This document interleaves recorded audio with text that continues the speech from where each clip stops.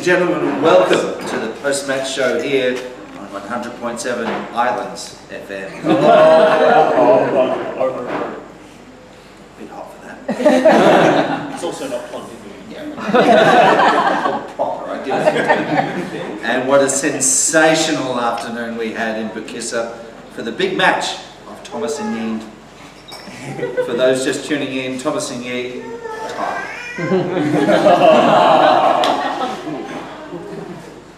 So it has been a beautiful day. Some early morning clouds, some rain. Of course, the rain came back for the ceremony. The sun was shining through for a little bit there, but nothing could take away the stunning setting or the fact that we had a stunning bride today as well. Aww.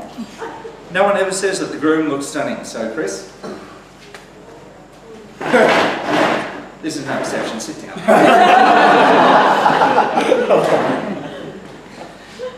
I promise I'll do that.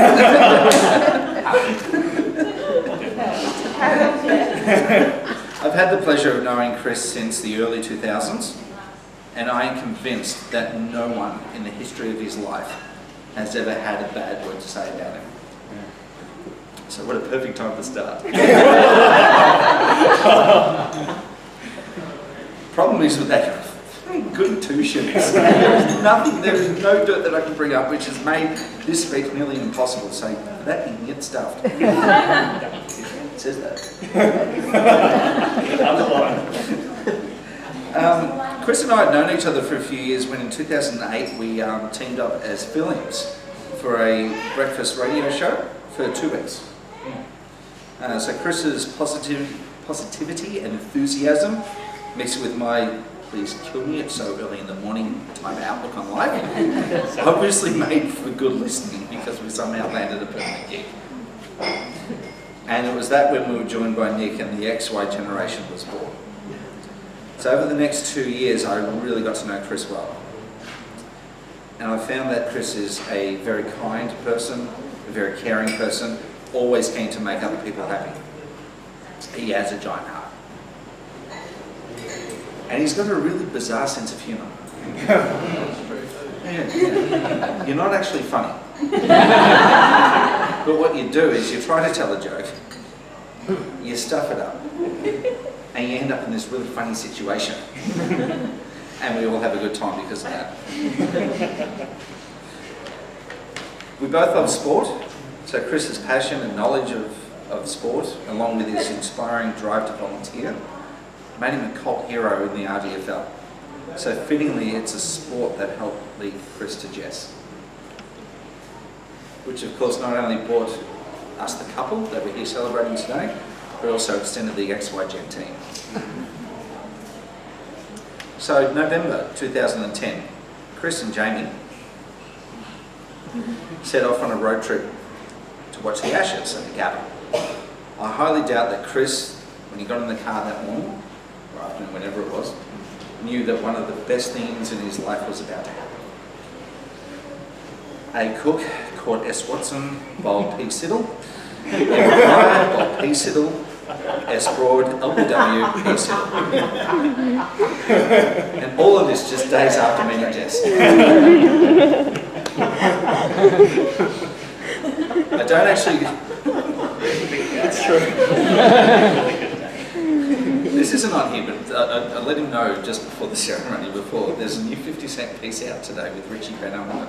And he goes, well, Jess is going to be disappointed, she's bumped down to the third best thing. Behind Peter Siddle and number 2 was Richie Benner. I don't actually recall exactly when I met Jess. There's 2 reasons I can think of that. The first one partly because they're so damn perfect for each other. It just feels like that they've been around together forever. And the other one is because Chris is a lousy at introductions. In fact, the only way I actually figured out that you two were a couple was because of the cute little nicknames that you were giving each other at the time. Things like Pooh Face and Bumbling. And many others that we've seen on Facebook throughout the years.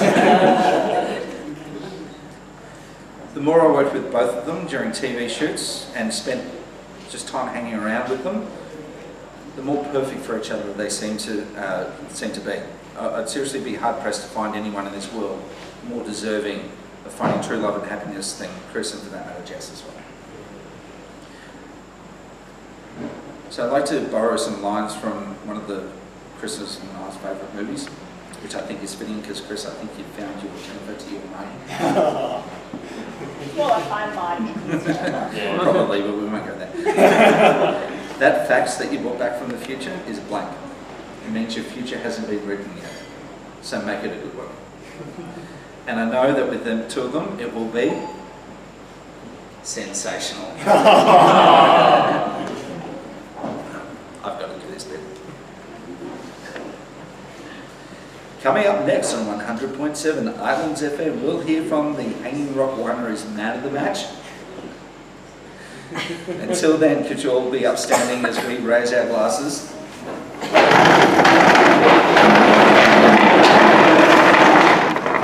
To the wedding that delivered.